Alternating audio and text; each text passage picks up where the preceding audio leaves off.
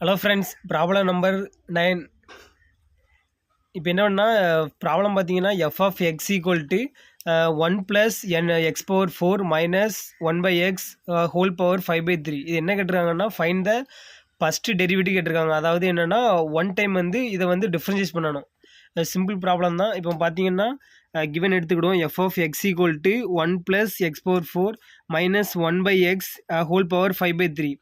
இது வந்து என்ன ஃபார்மெட்டில் இருக்குன்னா எக்ஸ் பவர் என் அந்த ஃபார்மெட்டில் இருக்குது. எக்ஸ் பவர் என்னோட ஃபார்முலா வந்து நம்மளுக்கு ஆல்ரெடி தெரியும், டிஃப்ரென்சியேஷன் ஃபார்முலா. எக்ஸ் பவர் என்னோட ஃபார்முலா வந்து n into X power n minus 1. அதாவது என்னென்னா பவரை முன்னாடி எடுக்கணும், பவர்லேருந்து ஒன்றா மைனஸ் பண்ணணும். இப்போ பாருங்கள், 5/3 நான் முன்னாடி எடுத்திருக்கேன்னா 5/3 முன்னாடி எடுத்துட்டேன்.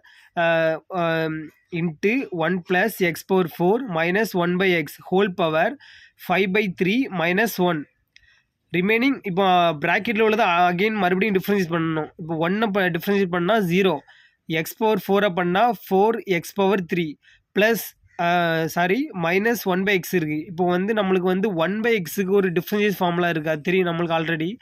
அது என்னதுன்னா 1/xஐ டிஃப்ரென்ஷியேஷன் பண்ணால் மைனஸ் 1/x². ஆல்ரெடி இங்கே ஒரு மைனஸ் இருக்குது, அதனால் ப்ளஸ் 1/x² போட்டிருக்கேன். இப்போ இதை அரேஞ்ச் பண்ணி எழுதுங்க. வந்து 5/3 bracket 1 plus X power 4 minus 1/x whole power. இப்போ 5/3 மைனஸ் 1 இருக்குது, அதை எல்சிஎம் எடுத்திங்கன்னா 2/3 வரும். 2/3 இன்ட்டு 4x³ ப்ளஸ் 1/x².